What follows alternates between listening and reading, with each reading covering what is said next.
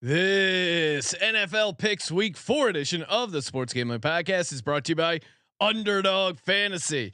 Play the underdog, pick 'em in college or NFL, win up to 20x in one game. Plus, every Sunday they're giving away $100,000. Use promo code SGPN at Underdog Fantasy for a 100% deposit bonus up to $500. We're also brought to you by Manscaped. Get 20% off and free shipping with the code SGP at Manscaped.com. That's 20% off with free shipping at Manscaped.com. Use code SGP. We're also brought to you by VSiN. Sign up now and save 40% off with their football season special when you use the promo code SGP. VSiN.com/subscribe, promo code SGP. Finally, we're brought to you by Hall of Fame Bets, the sports betting research platform for parlays, player props, and game lines. Download the Hall of Fame Bets app or visit HOFBets.com. Use code SGPN to get 50% off your first month and start making smarter bets today. Hi, this is Merrill Hodge, and you're listening to SGPN. Let it ride, baby.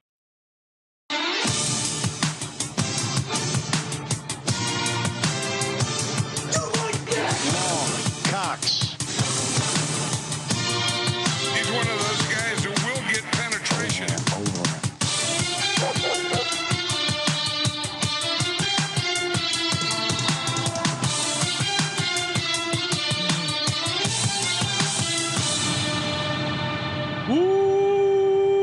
Welcome everyone to the Sports Gambling Podcast. I'm Sean, second the money green with my partner in picks, Ryan, Real Money Kramer. What's happening, Kramer? Oh, we're almost at the quarter pole. Do we say that already? Not quite. No, 17 weeks. So I guess we're right.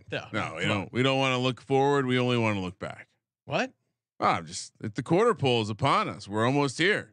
Some teams will be wiped off the face of the earth officially starting after. Are we going to week. start with the Giants or? I would start with 0-4 teams, but yeah, I mean, we like to obey the rules of mathematics, which it's a whole nother conversation. Hey, even the 0-3 teams, I think, are sitting at 1% chance of making it to the NFL playoffs. Ryan, any big picture stuff before we hop in week 4 NFL picks? Chat is lit, of course, youtube.com/sports gambling podcast. Make sure you smash that subscribe button. You want to talk some macro stuff? Sure. Was math invented or discovered? Oh, that's a great question. Yeah, I know. Discovered. That's late night discussion with the child, the little one. Woo! Ain't smoking my weed. Yeah, discovered. Right answer. Yeah, I mean, I know the macro stuff. Just big time week for the Close Your Eyes special, or is it? A lot of teams getting absolutely throttled. There definitely are some I would say historic spreads, and the two that jumped out, even casuals that I have betting conversations with. We're going. Wait, you hang with casuals? Oh yeah, wow. I mix it up with casual sharps. I'm not a swinger over there. I'm not. I'm open to all gambling conversations. The two big takeaways are you like swapping takes. Yeah, a little key party with our takes. Miami wins by 50 points. They're catching points this week. The other one that jumped out at people, even casuals, was on the other side of that. The Broncos lost by 50 points and are non-conference road favorites. Now, most people don't point out the non-conference or the road. They just go, wait, they're laying points. They lost by 50 points. What's going on here? It was a very interesting week 3 because there were some. There were some massive dogs that hit, and then also some very chalky sides that came through for the public. It's been a interesting year. Like if you were a guy who only faded the public or only rode the chalk, I think you're not having a great year. You got to find that sweet spot in between. Didn't go back and run the numbers, but I'm pretty sure my database doesn't have an occurrence where a team underperformed the spread by 42, aka a double Close Your Eyes special. Which is what Denver would have been. Denver a double Close Your Eyes special, and they're laying points on the road, Sean. The world we live in 2023, and the casuals you mentioned earlier, great transition because the public slayed last week. Really, the public slayed. But I would, I guess that's what people are saying. The public had a really good week, but there were probably people who teased. I'm sure put in the we talked first off Survivor. It was a bloodbath, so the public got murdered in Survivor. I'm sure a lot of people teased the Dallas Cowboys. I'm sure a lot of people had the Jaguars in some teases. So that kind of stuff, I guess. So through the lens of just purely sides, the 8 sides that we dubbed as being a lopsided situation where 70% of the bets were coming in on one team when we recorded on Wednesday, those teams went 6-2 ATS. And so, yeah, I guess by that measure felt public. Certainly there were some teaser legs, even some Wong teaser legs that would have blown up a lot of stuff. As you mentioned, some money line parlays certainly got destroyed. Not sure, but I guess Wong is not aware of the flow chart system because clearly it would have gotten you off just to see that so many people took the Jags in Survivor, Sean. Oh, it was great. It makes me feel sad that they don't listen to our program. Yes, they obviously don't. We're trying to educate folks out there. CJ Sullivan doesn't listen to the program. He's getting knocked out. The man in the box got rocked. He had 2 survivors, one Ravens, the other Jags. It was a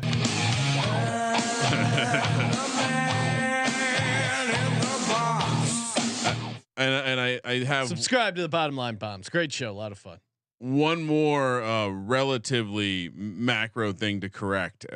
When I mentioned earlier this week that Tua had basically the same stats, no, he had the actual exact stats. I did some poor math there late on Sunday night. Same amount of attempts, same amount of completions this year to last year. Same amount of touchdowns, same amount of sacks, and I also teased a PSA that I would have for everyone. It is the seasons are changing. Football fall is here, aka games start early on Sunday. So I wrote some poetry. Oh wow! I didn't know this. Little surprise haiku, poetry. little haiku. Okay, let's see if I can find some poetry music. Maybe a football fall haiku to share with your family. Okay, I'm trying to find some good haiku music. Okay, that can work. I feel like either way it works. Okay, because odds are the person you're telling the haiku to is going to be a little disappointed. Oh, this is new. This is CJ's theme. All right, what do you got, Ryan? Drop the haiku on us. Watch football Thursday. Watch football Sunday early. Watch football Monday. Thank you. Wow. All right. Well, we had to let people know that football starts early on Sunday. So why not participating in the Sports Gambling Podcast? Yes, we know. We're I feel like you were disappointed with that. No. I'm. What did you expect? Some sort of fucking 5-verse masterpiece? I like giving the listeners the London warning. I feel like a lot of people, London games sneak up on you, especially on the West Coast. You forget to set the alarm. Watch the fog. You wake up at 8 a.m. Shit. The Jags Falcons are already going. You miss putting in your teaser. You're going to be in trouble. Your lineup. I mean, maybe you're in a weird fantasy league where your whole lineup locks when the first game starts on Sunday. Maybe your waivers lock when that happens. So it just a lot of here's what you do. Here's what I know we've already ruined date night on Friday. So what you're going to have to do is get off early from work, bring some food home with the lady and watch a quick movie. So you're done in time to watch our VSiN show. Yes. And then you also won't have to worry about cooking breakfast Sunday morning. Cause obviously you'll be watching the game. Easy. I think I just solved lay some groundwork there. Hey, all right. Before we get started, of course, Patreon Pick'em. Congrats to Roy. He won the autographed. He requested it autographed. Ryan Kramer, actually, fantasy football jersey. Should it be game worn one last episode? Oh yeah, toss that thing on. That is a sweet jersey. He's not getting a choice in this, but I'm gonna game wear it. This week's Patreon Pick'em winner gets a DGen. It's a DGen University prize pack. So you get the DGen University mug and a DGen University hoodie. SportsGamblingPodcast.com/Patreon. Get in over there and possibly like a massive prize could be loading. Stay tuned while we work on that. Kramer's getting changed while he's doing that. Shout out to Little Caesars, man. Little Caesars. It's a perfect weekend for Little Caesars. We got Friday night college football. We got Saturday all day. College football. Are you kidding me? And of course, a just massive NFL slate. I mean, you're watching football from 6:30 a.m. on the West Coast here all the way to 8:30 Pacific. I'm doing the math. That's 14 straight hours of locked in football. I don't have time to cook meals. I need a great game day feast. And you know where I'm going to be getting that game day feast? Of course, my boys over at Little C's. I mean, look at this. The 4-quarter calzone. That thing looks awesome. We got the pepperoni. I keep hammering the pretzel crust with pepperoni. That is just the perfect Little Caesars. That's the ultimate parlay. Parlaying pretzel crusts with pepperoni. It's I mean, it's like hitting the first touchdown of flavor, Ryan. It is goddamn delicious. And then obviously the crazy sticks are great. You got to, if you haven't had the Little Caesars wings, you are missing out. It just pairs perfectly with football. Little Caesars, no game day is complete. That Little Caesars, the official pizza of the NFL and the official pizza of the Sports Gambling Podcast. Oh man, that butter garlic flavor just goes with anything. Don't let them think it only goes with the cheesy bread or the crazy sticks. It goes with everything. Little Caesars, shout out to you guys. Let's get into it, Kramer. Picks, baby. Oh, I see you. Did you add the Survivor tab on our sheet? I did. Oh man, it was always on the to-do list. Why is that a problem? Well, we were surviving, and now I'm worried we're tempting the Survivor gods by adding it to the sheet. Someone who is a Patreon was wondering if that was something was going to be included. So, all right. Well, it's for the patrons. All feature requests, any sheet feature requests are happily submitted to podcast at sportsgamblingpodcast.com or and honestly, anyway, and there's 15 million fucking ways to message me. Any of them will do. Eventually, Sean will remind me anyway. All right. You didn't have any macro things. You teed me up with a nice macro question. Oh no, my macro question or my macro takeaway is you got to be on your feet this year. Oh, okay. You got to be on your toes because I think if you're just one kind of handicapper, if it's just situational, if it's just game trends, if it's just fading the public, it hasn't been a great year. To me, I've been doing okay, but bobbing and weaving. Here's the thing. But there are some trends. I think trends with context. I'm down for. I would say handcrafted artisanal trends. Okay. But AI is taking over the trend game. So if you want to let people know that you're just a bot, you can rattle off trends. Hey, my trend of Trevor Lawrence as a home favorite 0-4 ATS was a trend I created, Ryan. I dug that gem out of a diamond mine. Yeah, and I think part of what makes a artisanal trend is a name. Close Your Eyes Special, the flow chart, things that make it relatable, where you can have a human connection and it's not just zeros and ones flying through the matrix. Magic Man Blanco, he's in the chat, of course, living legend and Easy as well. Those guys are going head to head. Their fan bases. Magic Man, of course, a Packers guy. Easy, of course, a Lions. I expect there'll be some sort of wager. Oh yeah, we encourage side wagers between the audience. If you guys don't sort it out, you have a deadline of the pregame show on Sunday morning. Actually, no, it's a Thursday game, so you have a deadline of this show. Yeah, and to be clear, we are not doing the pregame show at 6 a.m. Pacific. Wait, did someone ask that? No, but people might wonder, when are we doing the pregame show? Pregame show is at 9 a.m. Pacific. We also sweat out the end of the London game with you guys live, so that's always fun. Part of our contract, we do a domestic pregame show. Yes. Well, maybe we can leave. Maybe we can have a special international segment. See if we can get Malcolm and Baz overseas. Okay. I like that. We get a bonus NFL pregame show. It's a great idea. No one's going to be up to watch football that early, right, Sean? Wrong. It's so great because this is how you get yourself in trouble, though. All of a sudden, it's easy for you to pop out of bed and go do something. I hope you've set some groundwork on making this normal behavior. Otherwise, you got to watch out. You might also all of a sudden be on the hook for early morning chores. Thursday night, Sean, we're already to week 4 It only took week 4 for you to already say, I can't believe it's already week 4. Wait, and the other thing I plan on saying, set your alarms. I was waiting for a really tough week this week, Sean. What's that about? Oh, you always. I don't know if it's a reverse jinx thing or you always compliment the line makers, the card. You go, oh, it's a really tough. No, week, this feels to me like the we forgot this game week for every schedule. Yeah, a couple of good divisional battles, but other than that, it's like, all right, what are we doing here? This Thursday game feels like, are they trying to trick us? Is it Thanksgiving? Am I watching? They Thanksgiving are also playing on Thanksgiving. That's when this game should be played. Detroit. Again, this is one of those games. Green Bay was laying the 1.5 a week ago in the look ahead. This one now is Detroit -1.5, -120 on the money line, +100 for the Packers coming back. 46 is the total. And as you can see on the screen, youtube.com/sports gambling podcast, 76% of the money of the bets coming in on the Lions, in spite of the fact that we expect Christian Watson to be back, in spite of the fact that we expect Aaron Jones to be back. Apparently Bakhtiari, it's more than just a turf issue that he's dealing with. Maybe he's just not looking to play football. I'm getting Nate Solder vibes. I'm not a Packers fan, but getting Nate Solder vibes here. He doesn't want to play football. Infuriating for the Packers. Move on from this guy. He doesn't want to play football. Yeah. Whatever his health.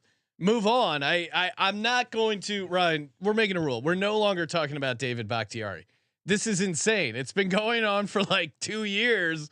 He's close to playing. Oh, Bakhtiari's coming back. I can't tell you how many times I wrote that down in my notes last year, and then I started doing it again this year. I'm done. David Bakhtiari, if you want to play, fine, but you need to play 3 games for me to ever mention you on the show again. Whichever owner was offended by the ass kicking the Dolphins laid on the Broncos, are you also offended by David Bakhtiari spitting? I mean, he might as well be that kid who was pissing all over the field. He's just pissing all over football. Ryan, on the Lions are kind of banged up, especially on the offensive line. Matt Nelson, the tackle's out. Big V, right guard, he's out as well. It's kind of a strength of their team. Makes you a little worried if they're able to operate. Jared Goff's always been a guy who can operate on schedule with time. Do we think Jair Alexander plays? It's a back thing. It sounds like, I mean, I want to say he got a DMP today, or he get a limited practice. Let me pull up now. Thought I was prepared with the injury report. Clearly I was not. Ryan, you have to go back to 1986, the last time the Lions were favored over the Packers in Lambeau, if they had their starting quarterback. That's an insane run.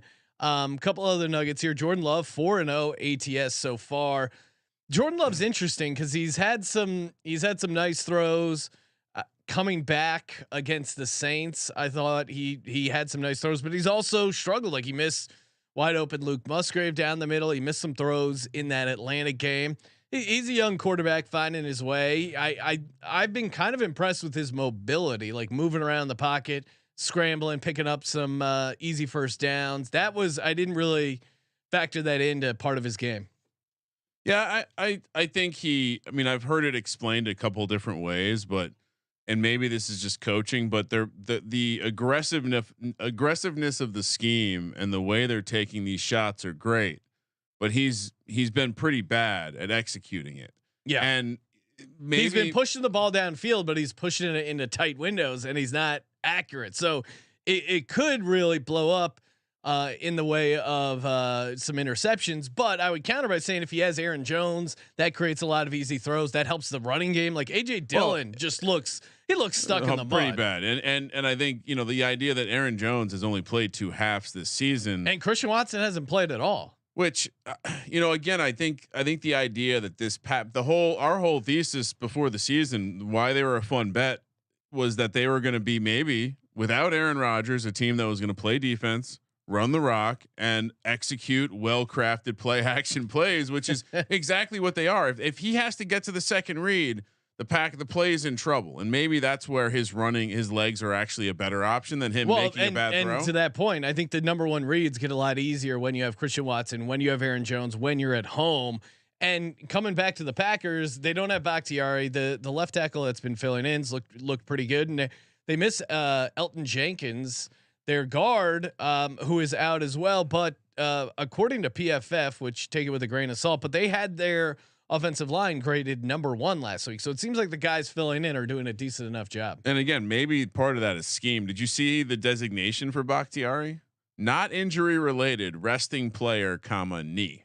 Yeah, clearly there's some weird shit going on. Just to up, Jair Alexander and Rashawn Gary both got limited practices, as did everyone else basically who isn't ruled out. I mean, I'm going Packers here, home dog, just because I think they should be a small favorite. So I can't take the Lions laying points in Lambeau in a division game. Now the counter is, for whatever reason, he's played on some decent Rams teams. He showed up here. Jared Goff is 4-1 against the Packers. Or against the Packers or in Lambeau? I don't know if it's in Lambeau, but I think he's done surprisingly well against the Packers. Yeah. But I'm going Green Bay plus 1.5. And the way to quantify what we were saying about Love earlier, top 10 EPA per play, bottom 10 success rate. So you can untangle that math, which was discovered in your own head. Yeah, I mean, I'm with you. Also, teaser, right? Like, this is where we remind you it's a great teaser leg. Whoever the dog is a great teaser leg. Yeah, no, we didn't really say much about the Lions, other than Lions as a favorite on the road, public side feels a little dirty, especially when you look at what they've been dealing with. Yeah, and I think there is a formula for the Lions to win this game. It's if Aiden Hutchinson can blow up that Green Bay offensive line, if Amon-Ra can shake loose. I mean, he looked pretty good with that plate in his foot in that shoe, but then it's a short week. So if you have a nagging injury like that, I don't know how explosive he's going to be, but I didn't think he was going to be that explosive against the Falcons either. And he had a really good game. So I think Amon-Ra going off and Hutchinson getting to Jordan Love is the formula, but I'll take Green Bay as a dog here. Yeah, I think so. I think I want to say we discussed the AFC North mostly as just chopping up the divisional matchups home and home. All right. As always, we spend a lot of time talking about the first game because it's football. Remember, watch football Sunday early, 6:30 a.m. on the West Coast. We're heading to London. This one is at Wembley Stadium. And again, if you want to understand if the person that you listen to for your picks knows what they're talking about, just see what they say about the next game that they have in Buffalo. Let's see if they say it's in Buffalo, because Jacksonville's actually here for 2 weeks. First game's at Wembley. We're about to talk about it. Second one's at Tottenham Stadium. But this one is the one we're talking about. My Falcons. We'll call this a back-to-back road spot because it is. And they're catching 3. Jacksonville at home here, quote unquote, as a public side, catching 72% of the bets, -160 on the money line, -3 on the spread, 140 for the Falcons coming back. 43 is the total. I mean, even you as a hater, Sean. So how many points do you give the Jags for home field here? It's interesting because in the Trevor Lawrence, Doug P era, I think they're 1-1 straight up, 1-1 ATS. Maybe you know what? I think Doug P is 0-1, but he won a game with the Eagles out there in London the one time they played.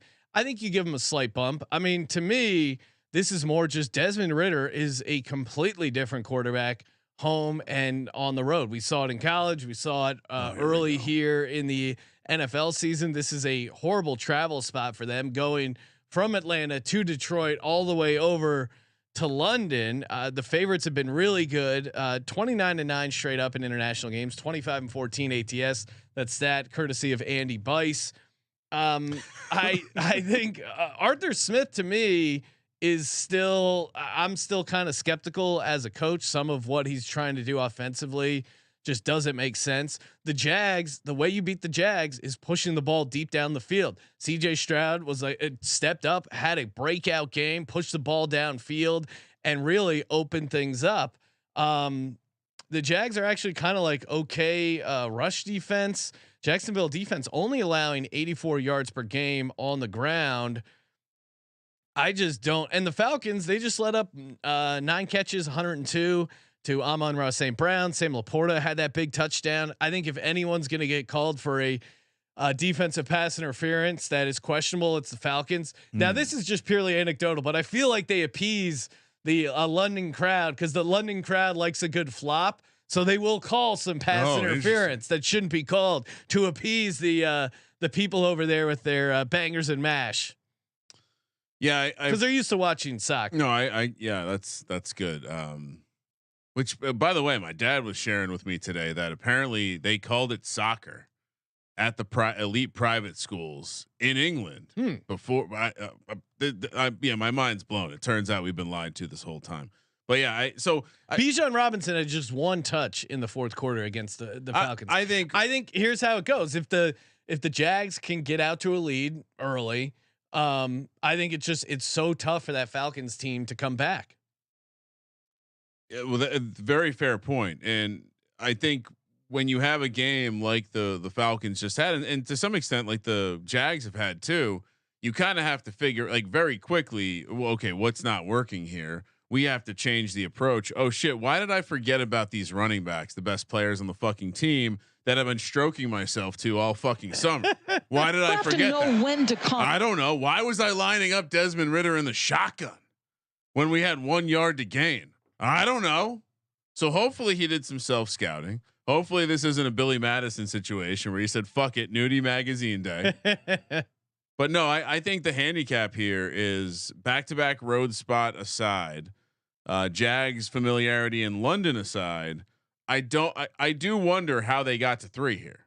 Yeah. I do wonder how. I think the only thing that's scary to me is why is this only 3 points? Only 3. Yeah. Really? Oh, I mean, Jags are a much better team. Really? On a neutral. I mean, for them to be 3-point favorites is a pretty strong statement.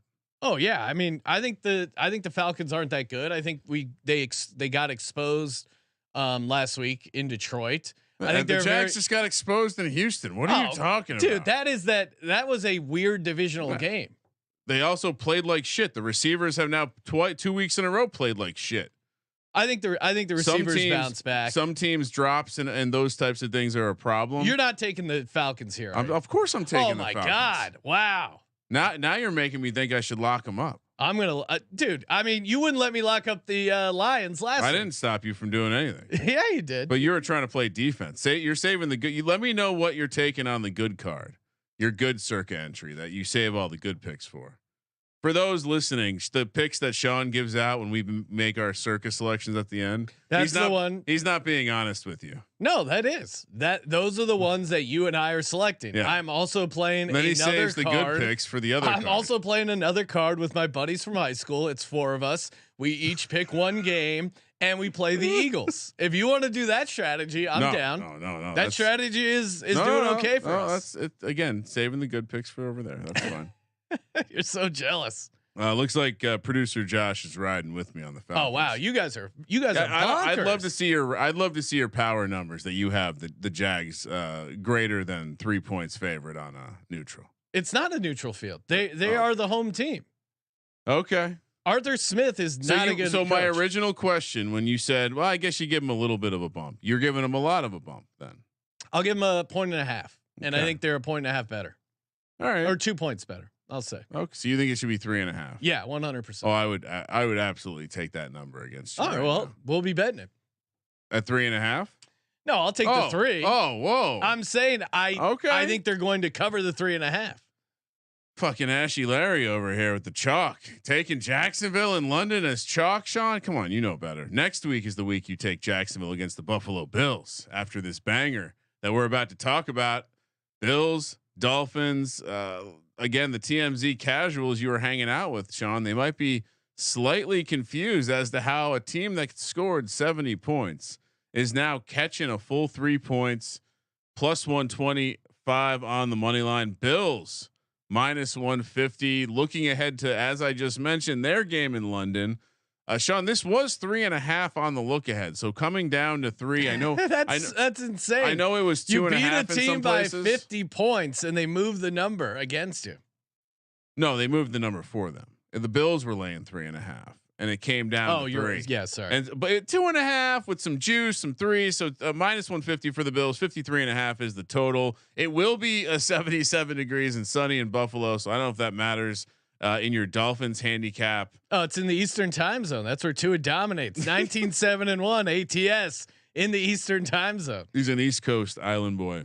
I mean, honestly, like 74% of the bets on the Dolphins. This one almost feels strange at 2.5. It almost like I had some gravitational pull towards the Dolphins, but obviously the side to take here is the Bills. We almost mapped all this shit out when we were discussing the Dolphins. We said the first 2 games we weren't sure about. Denver was going to be a smash spot, and then coming off that game, smash. It seemed like this was going to be a good spot for the Bills to take care of business here. Dolphins. This is a fun nugget, Ryan. Dolphins are the 27th team in the wild card era since 1990 to average more than 35 points per game through 3 games. The only other teams that were listed as an underdog in their next game, the 2017 Rams were catching 5 in Dallas, and they won outright 35-30. So you're saying that we should believe and say that the adjustment should be bigger? I just think I know it's chalky to take the Dolphins here, but I don't know, man. I still worry about Josh Allen in high leverage situations and his ability to create turnovers and force the ball into spots he shouldn't do it. Josh Allen has not had consecutive starts without a giveaway since you have to go back to weeks 15 and 16 back in 2020. Yeah, I mean, it's all, you have to worry about that, but you also have to look at the Dolphins, who they've played. They do have a game against the Chargers in the bag. They do have a game against this Broncos. I think winning in New England was a tough spot for them. Oh, absolutely. And I think that was a quality win. And I think that's more, aligned with what kind of point output you'll see in this one. And if they score 24 points, is that going to be enough in Buffalo? I don't know. I certainly, if you're telling me I can lay 3, knowing the opposing team only scored 24 points for a Bills home game, I'll lay the 3. I'll take the 3. I mean, the speed of this team, especially them getting Jalen Waddle back, I think they're going to really have trouble slowing them down. Yeah, I mean, sure. Perhaps they could just continue. I thought you'd be fading the Bills here. No, I think it's a good spot for the Bills. I mean, I think just in general, the Dolphins don't often fare well here in upstate New York, and I think this is almost a dream spot. Obviously the Bills looking good, but now everyone's picking that win apart, talking about how, well, actually, Washington, if you look at success rate, they were a lot closer and the turnovers were really the difference. It's like, well, turnovers happen. And the thing that I took away is that the Bills defense is elite. The Bills front 7 is elite. Is this because all the Bills fans were mad at you, Ryan? No. I'm standing by. I do think their inability to run the ball will eventually be a problem, but Vic Fangio plays defense in a way that Josh Allen we're going to see like peak Josh Allen doing awesome shit in this game with his legs. I think we're going to see Josh Allen and Steph Diggs have a big game together. And I think Magic Man Blanco pointing out, is this a look ahead spot for Tyreek Hill, who announced that he wants to become a porn star after I feel like, how have we not talked about this yet on the show? Tyreek Hill announcing. Yeah, he's one of those guys who will get penetration. Got my eyes focused on the actual ball. That was a crazy story.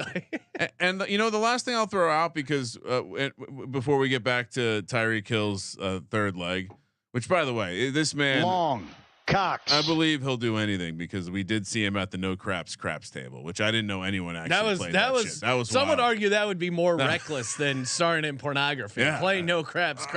This guy has who is in his life that's not stopping him going, hey man, don't make that decision. Don't play no craps. Stand down, dude. The last thing I'll say, and we discussed this on a couple different games, I feel like in the first couple of weeks, but looking at what the offseason look ahead was, but also the last time they played, especially for a divisional matchup, it was -7 when they played in December. So not only a big adjustment off of like just the look ahead, but big adjustment off the last time they played. And so if you're like Sean and you get sucked up in all the GPS data You probably really into Miami here. I just think this could be this could be a let's slow down a little bit. Like we pointed out, Tua had the same fucking stats last year. Yep. And so and that it wasn't like they continued that all the way through the end of the year. And so I'll be on the Bills here. I think this is Bills Mafia. They come to get them. I feel like you're just trying to suck up to Bills Mafia. No. This is an obvious handicapper spot. I mean, you know ball, you're on the Bills. You don't know ball, you're on the Dolphins.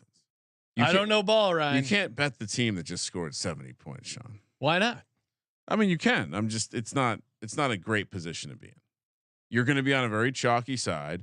Tua as a public dog. I'm just get that flea collar. I'm not trying to go out of my way to be cute. And you think it's cute to take the Buffalo Bills with that defense? I told you they had. Now that I believe that their defense is that good, I'm intrigued to see what happens in this matchup. And if you're telling me Miami only scores 24 points, like I said, I'll lay the 3 all day. They'll score it. I'm going to say the Miami Dolphins. Final score predictions? Yes. Miami Dolphins 31, Buffalo Bills 28. Okay. Bracket. Maybe the Bills score the 31 and the Dolphins get like 23. Maybe we'll 29. Maybe we'll be having questions about the Dolphins cheat code offense after this game. All right, next up. Well, I mean, and this is probably one of the games we're going to be talking about. Maybe not putting on a full screen. Maybe it gets a quad box. The Minnesota Vikings head to Carolina to take on the Panthers. Panthers are catching 3.5 points at home here, plus 150 on the money line. Vikings minus 180. 45 is the total. This one, I mean, the Panthers looked not great. That was too cute last week, probably. I think Andy Dalton was definitely not an upgrade off of Bryce Young. Oh, really? No, I thought Andy Dalton was a big upgrade. I think it was just a product of that. Seattle has now been every team they've played's biggest point output. And so I think it's just a little bit of that. Well, I think, and this is coming from the, I don't think he gives them any better chance to win games. I disagree. I think he does, because the issue with Bryce Young was that no one was getting open, right? And no one was really getting wide open in that Panthers game. It was just, you look at the, I forget whatever the metric was, but Andy Dalton was way more willing to throw into tight windows, and he actually completed some of those throws to Thielen. Like, the guy was right on him. Like Adam Thielen, to your point, all the trash you talk on a friend of the program, Adam Thielen, he was not getting wide open. He was covered, but you can still throw to Adam Thielen when he's covered and he can get catches. I don't think it's a huge difference, but I do think Andy Dalton gives you a better chance to win. But now Bryce Young, full participant, tracking to playing. Gonna get a spot. I guess the benching was 1 week. They just needed Dalton to go out there and show him how to do it. The Panthers defense is crazy thin. Obviously they're already without Shaq Thompson, JC Horn, who are on IR. Safety Xavier Woods day to day with a hamstring. Frankie Louvu, their linebacker, day to day with a hip. It is the Andy or Thielen revenge spot. It is. Look at Cousins' stat line: 96 out of 138, 70% completion. 9 touchdowns, 2 interception, QB rating of 108.2, lead in the league in passing yards. So my thought here is Brian Flores' defense could actually look good in this game. He's an aggressive motherfucker. Yeah, especially against Bryce Young. These receivers aren't getting open, and the offensive line is the whole team's banged up. To me, this is, and they're going to put Bryce Young back out there. I don't get this. And maybe we're wrong, and maybe Dalton plays. If Dalton plays, I could be talked into them as a home dog here. But it looks like Vikings is kind of the play. The Vikings have -7 turnover differential, which is worse in the league, and I think we maybe get a little bit of a mini regression here. It seemed like no, it's still happening from last year. You can't have regression on the regression. This regression is coming from before. Madison looks horrible. Cam Akers is active. I think he's an interesting guy because, I mean, we saw Cam Akers last year. Worse, right? We saw Cam Akers last year when basically they were doing everything to get rid of him, running him out of the league, and then they had to play him at the end of the season. He ran like a wild man. I don't know what happened to that early in the season with the Rams, but maybe he has a chip on his shoulder. I have a theory. He was running wild to get traded. Maybe. And then it didn't happen, and he was sad. And he was bummed. And now it's fresh start. Maybe he gets crazy. So he's the only guy who happily moved from LA to Minneapolis. Yeah, right. He's lifestyle upgrade. Hey, Mall of America is dope, man. To extrapolate on your turnovers, 6 of those turnovers have been inside the 25-yard line. 4 turnovers at the goal line, inside the 2-yard line, Sean. So you want to talk about regression on the regression? You can't possibly have worse turnover luck than that. All inside the 20. It's bonkers how bad it's been for them.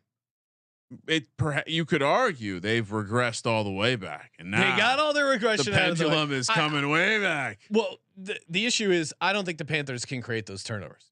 I listed off and I thought, can the Panthers even come close to scoring the points required to play in a game with the Vikings? I mean, the Vikings defense is bad, but Bryce Young, I think, might have deer in headlights like he did against the Saints. And your point, I didn't think about it, but Brian Flores is blitzing defense. If you're not a veteran, if you're starting your 3rd game in the NFL, it might be a little tough to handle. So I'm actually going Vikings here. Super chalky square play, but yeah, give me the Vikes laying 3.5. Yeah, me too. I think this is the one to me where I'm not getting too cute. I'm just going to take the team. Listen, they're going to. I'm listening. We're gonna. I think we might start having. We're gonna start the conversation about taking CJ Stroud over. Bryce Young. That conversation has already started. Hey Ryan, have you signed up with Underdog Fantasy? Of course you have. I know because you tell me about your best ball teams every day in the office. Underdog Fantasy Pick'em it's just so awesome. We're gonna be giving out some of our Pick'em plays later on the week on our prop show, but of course, plenty of ways to win. You go 3 for 3, you win 5x. You go 5 for 5, you win 20x. You could even win. Cameron Kerr, producer on the Golf Gambling Podcast, it was 90-1 because they had these spicy parlays or spicy picks in there as well. Spicy. It's their way of, instead of minus 110. Oh, hey, so and so to score a touchdown. If you got a sports book, it'd be priced at like plus 175. Underdog makes it spicy at 1.75 multiplier. There are just a ton of ways to get down, and of course, they've upped the deposit match up to $500. I'm annoyed. I signed up when it was $100, but if you haven't signed up already, great time. And of course, 100K Sundays. All you got to do is play one leg with one of their 100K higher lowers.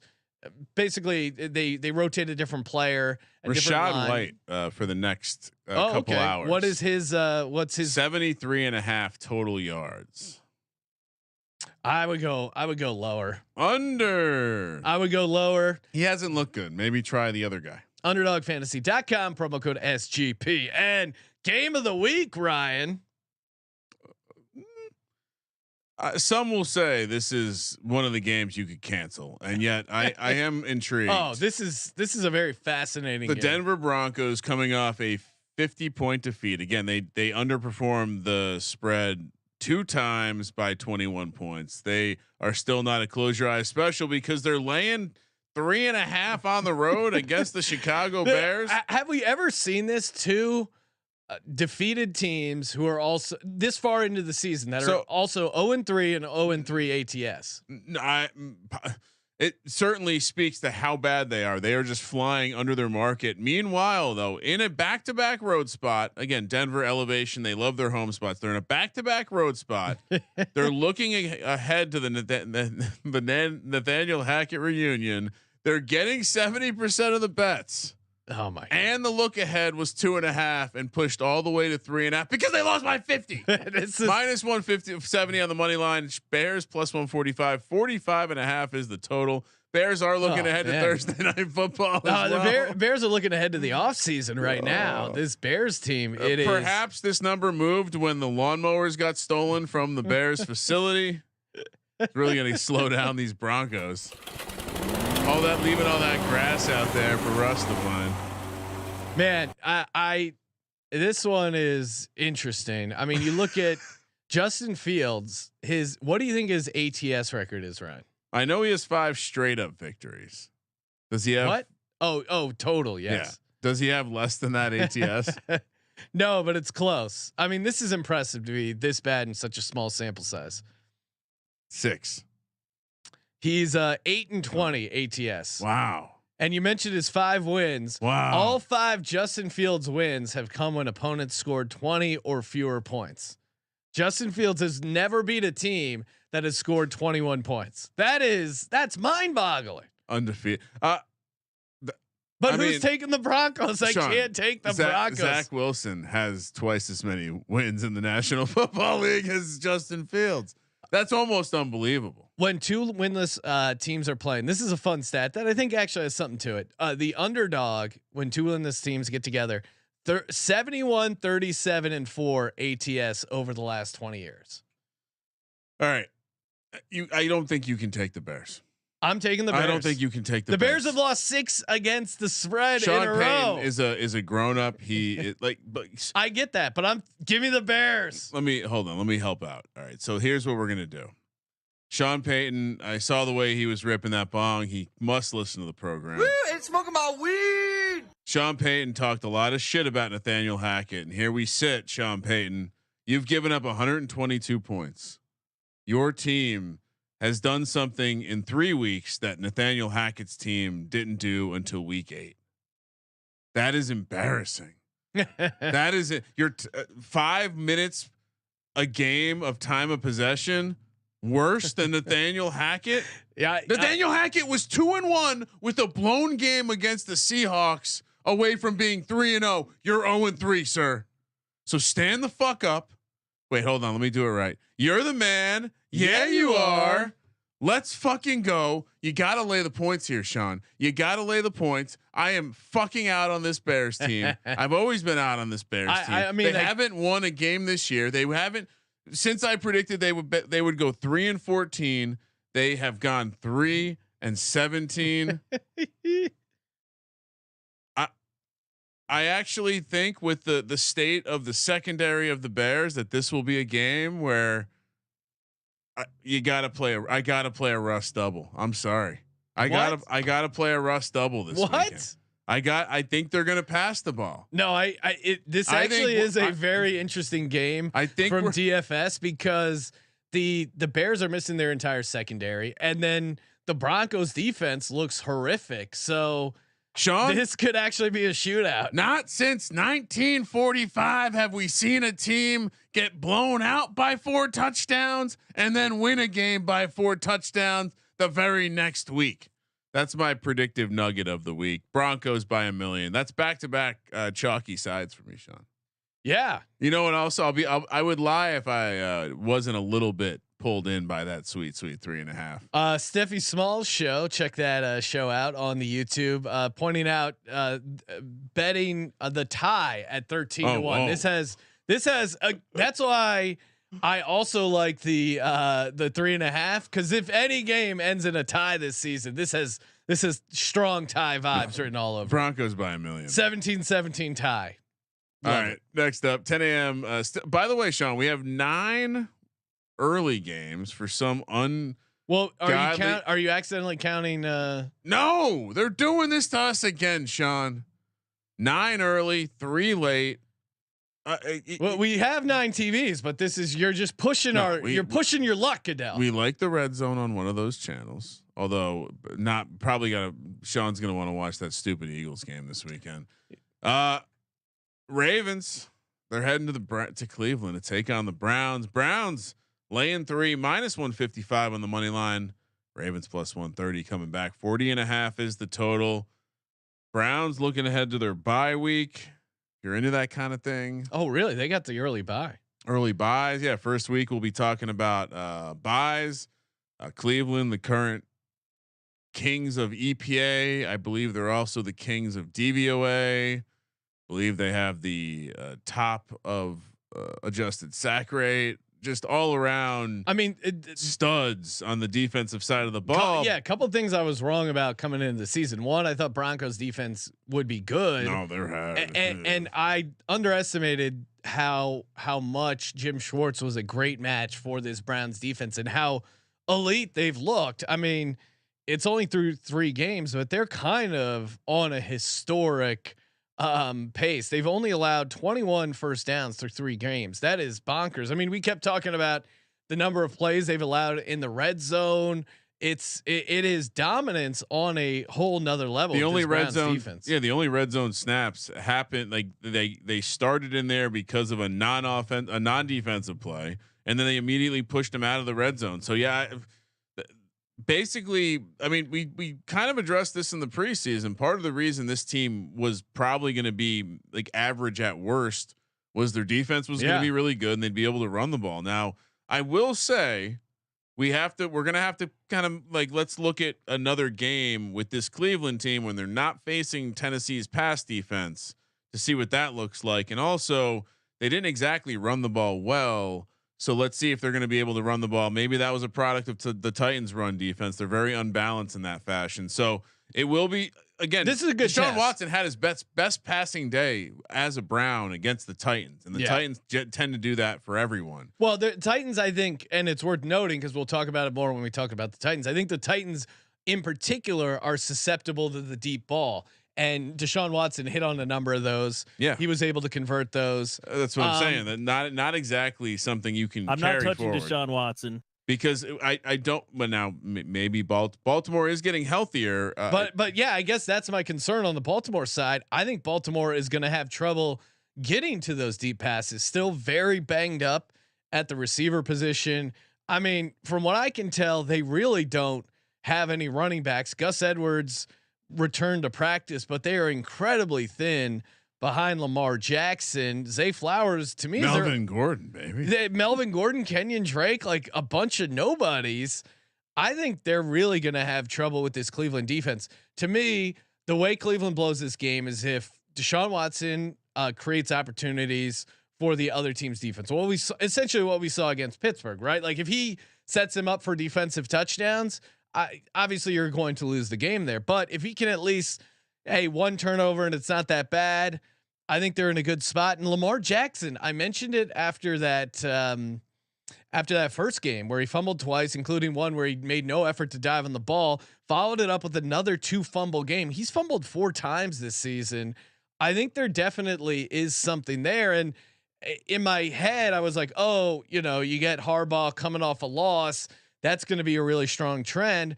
Harbaugh in the Harbaugh era, 43-43-4 ATS off a loss. So he hasn't been dominant because I think the issue is there's always respect for Ravens in the market. So even when he loses, they don't move the number that much. Yeah. Like I don't think the Ravens are getting that dinged for losing against the Colts.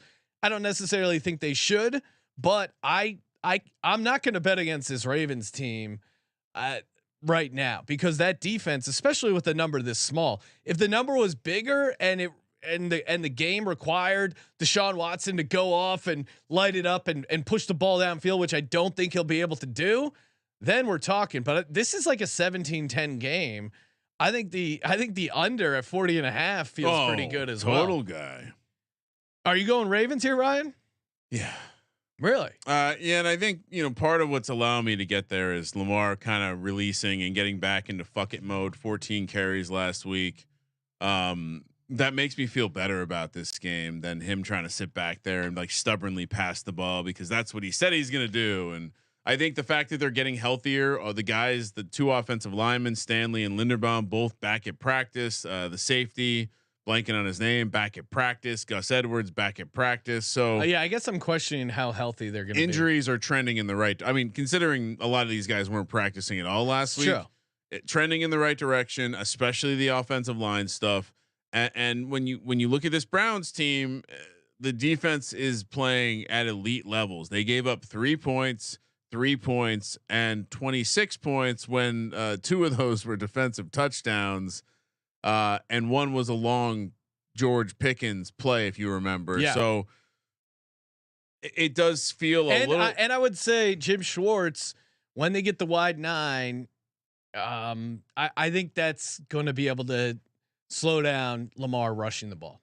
I think that's going to be the key to getting this done for them, and I think they're going to be able to do it. Yeah. All of that being said, I'm going to take the points because even these matchups tend to be close. I think 2 of the last 4 matchups have come within a field goal. No, I mean these AFC North games. I used to always just blindly take the 3.5 if you could find it. But man, I just having money on Tennessee, and I've watched a decent amount of this Browns defense. I got a lot of respect for this Browns defense. So if hats off to the Browns defense. For you to respect another team. All right, Sean's taking Kevin Stefanski as a favorite. 10-19. No, I don't like that. I don't like that.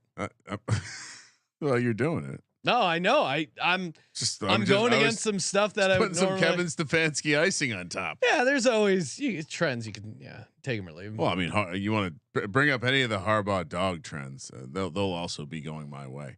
All right, and who knows? Maybe we'll see what Deshaun Watson has planned for the bye week. He could be very excited about it. Pittsburgh. Wasn't there a massage convention in Cleveland? Yeah, it was like right when he started practicing again. There was some convention. You have to know when to come. Masseuse convention. You can't make this shit up. Why Cleveland? Why? Pittsburgh heads to Houston to take on the Texans. The Steelers laying 3 points on the road here, -155 on the money line. Texans +130. 42.5 is the total. Multiple seasons since the Texans have gone back to back in the old dub column. Wow, and that's by the crazy. way, 22 games the Texans have had without having consecutive wins. And I pulled this up while doing research, but I think I missed this. The Steelers had to make an emergency landing. Yeah. After leaving Vegas. Fortunately, it was not feces related. So there was no diarrhea plane. No diarrhea. From what we can tell. Well, maybe we don't know. Najee Harris has been pretty shitty. So yeah. Now this is kind of a sandwich spot, obviously for the Steelers. They got they have the Ravens coming up, correct? Yes. Oh well, Baltimore. Look at the spot for Baltimore for the Steelers. Them back-to-back road spot, them as a favorite after a road win. Those are not good trends. Road favorite in general for the Steelers. But to me, the bigger trend is D'Amico Ryans, CJ Stroud after their first road win, after their first career win. I mean, D'Amico Ryans, I don't know if they dumped the Gatorade, but it had that kind of vibe to it. He was jacked. He was, and you should be. You should be excited to get your first win. I just think this is a massive, massive letdown spot for this Texans team. And matchup wise, I have a formula. Is TJ Watt playing? Yes. Then the Steelers will probably win, especially with no Laramie Tunsil. Laramie Tunsil will not be playing. So I know they did a decent enough job with the patchwork line against the Jags, and hats off to CJ Stroud. I'm with you, Ryan. He definitely has looked the best of the rookies so far. 3 games in. We'll see what Anthony Richardson looks like once he starts playing again. But I mean, the Pittsburgh pass rush is for real. Steelers created 8 turnovers so far this season. I think they're going to generate some more. CJ Stroud has not thrown an interception, much like Baker Mayfield. I predicted that streak would come to an end. That's going to come to an end this Sunday. This is CJ Stroud. This is a baptism by fire. He's playing a real deal defense with an elite pass rusher and elite safety play and Minka Fitzpatrick. I got to take the Steelers here, even though it's 3-point road favorite. I'm all in. This is tough, right? I love both of these teams. No, I like the case for Houston as a home dog. I guess I just got to see it a little bit more. And the matchup of backup versus TJ Watt, I cannot look past. So I think there's 2 sides to this. On one side, you're right. Although they've been playing with backups, they've looked all right. CJ Stroud looked all right when pockets clean. Number 2 in a number of the quarterback efficiency metrics out of a clean pocket. Meanwhile, when gets pressure, he turns into a fucking pumpkin. But I would argue on the other side, Houston's been getting their defensive front has been working, and excuse me, and honestly, like, what makes you think the Steelers are going to be able to block them? That's a good counter. I mean, I'm like joking here. I'm choked up over the Houston Steelers. You're Texans, Ryan. But yeah, I mean, what makes you think the Steelers front's going to fare any better? They only looked good in one matchup so far. Who? The Steelers front. Oh, I thought they looked very good against Cleveland. I mean, they won them that game. The offensive line. Oh no, you're talking about the offensive line. Yeah, and I'm saying Houston's defensive front has looked all right at times, and the Steelers' offensive line has looked horrible against the Steelers in Cleveland, or the Niners in Cleveland. Granted, two of the best lines. I in the guess league. I would say, to me, and this Texans team is a work in progress. We're trying to figure this Texans team out, but to me, the game between the Texans and the Colts, that showed me, hey, all right, you can beat the Texans. Here's the game plan. I think the Jags, I don't want to take anything away from the Texans because they put it on them as big dogs in Jacksonville. But I think Tomlin and crew are going to look at that Colts Texans game and be like, all right, this is how you beat the Texans, or the Texans Ravens game. Hey, this is how you beat the Texans. This is how you block them up. This is how we get some guys downfield. This is how Kenny Pickett's going to shake loose. Yeah, no, I mean, I think I feel like I could be talked into the idea that their pass rush is going to get home, and maybe that's all that matters. And I don't think, and no Stingley. Like Stingley to me is a guy that if he was in that secondary, I think you could talk me into it. And not taking away anything from their win.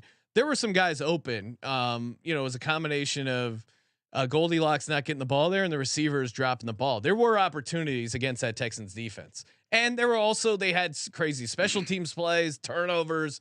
Like it's everything you would see in an upset. And I expect the Tomlin team to play a little cleaner game. Now maybe the sandwich spot gets them, but I just keep coming back to that TJ Watt matchup. I can't go past it. It was the longest, fattest return in the history of the NFL.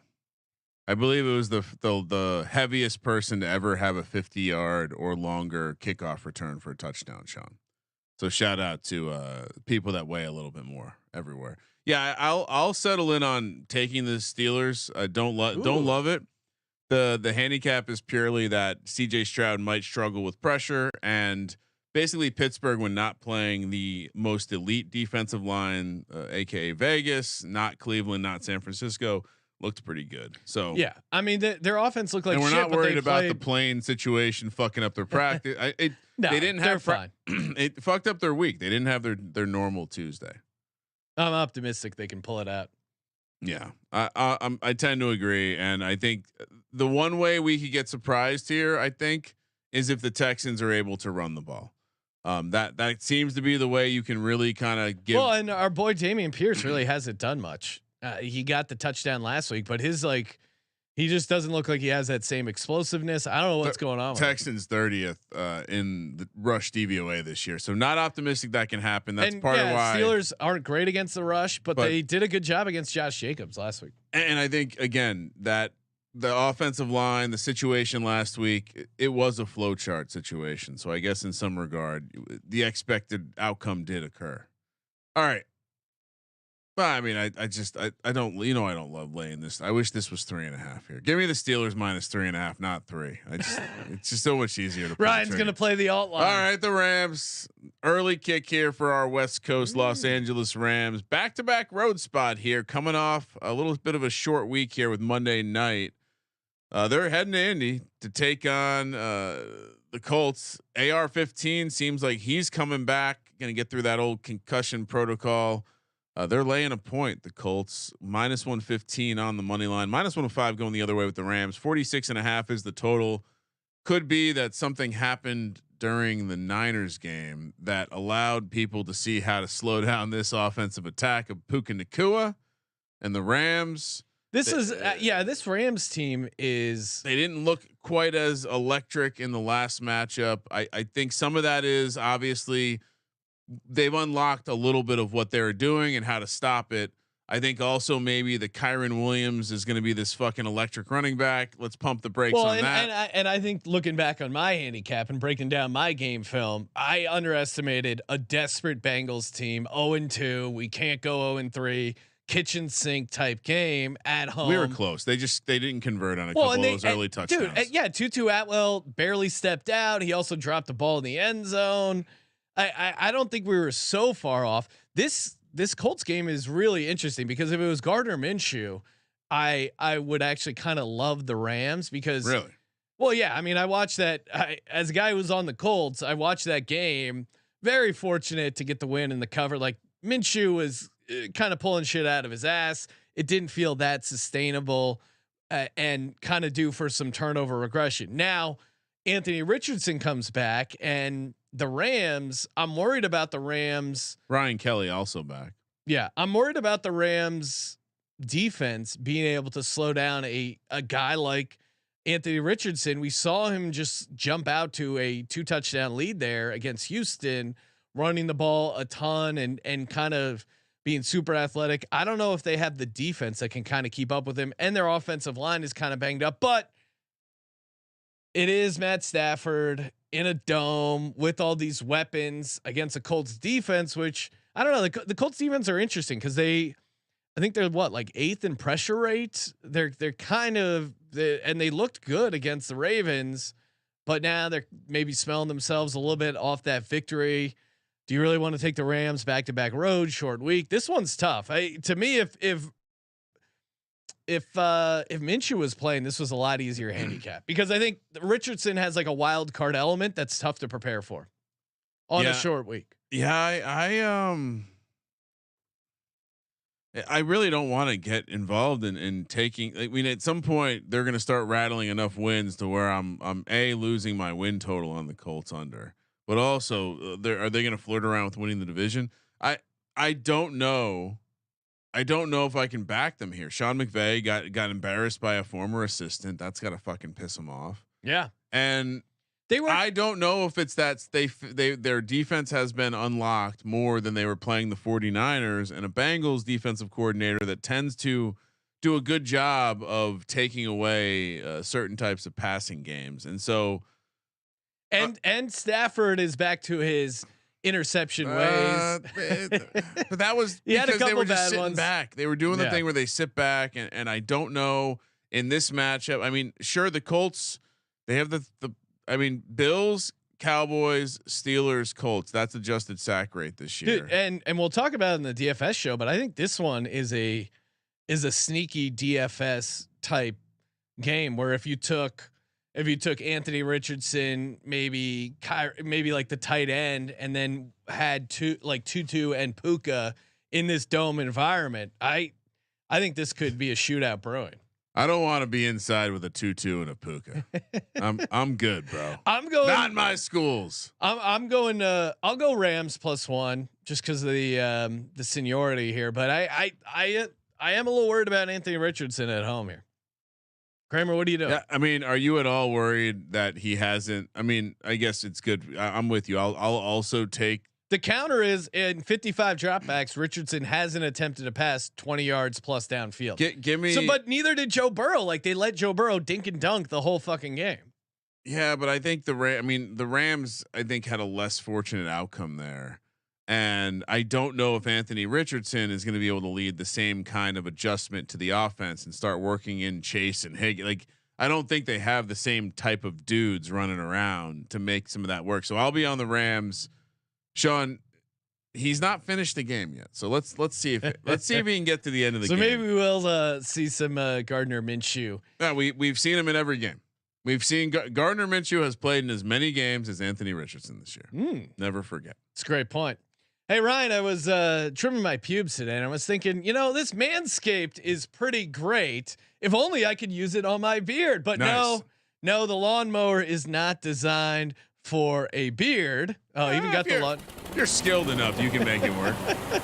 Oh, they made things easier for us, Ryan. These guys who like to shave the top and the bottom with their beard hedger. It's a high-tech piece of art in a travel size package with a long-lasting battery, universal charging, and a strong motor. They also got the handyman skin safe. If you're looking for that wet dry, that like constant stubbly look, aka Jimmy G, maybe if you get that Jimmy, here's what I would do if I was a single gentleman, or maybe things go off the rails in Vegas. Shave my beard and then start using the handyman to get that sweet that stubbly look that chicks dig, and then I show up at the VIP Hustler Club where Jimmy Garoppolo has a lifetime membership and go, "Hey, paisans, it's me, Jimmy G. Take me to the ladies. We eat some pasta. Hey, paisan." And they're like, "Wow, with that stubble, you must be using the handyman skin safe technology." And I go, "Guilty as charged." and then they probably realize I'm not actually Jimmy G. But again, you trust them with your balls. You got to trust them with your chin. What better way to trim your beard than with Manscaped and their beard hedger? Love this thing. And if you use our promo code SGP, 20% off and free shipping with code SGP. Manscaped.com. Hit the refresh button with the handyman. Ryan just mentioned in Vegas here, and of course we got our VSiN show every Friday night, 9:00 over on VSiN. Check us out. Got a bunch of guests, some picks. We give out our first touchdown bets for the Sunday slate. Only place you'll get them is on Sports Gambling Podcast Live over on VSiN.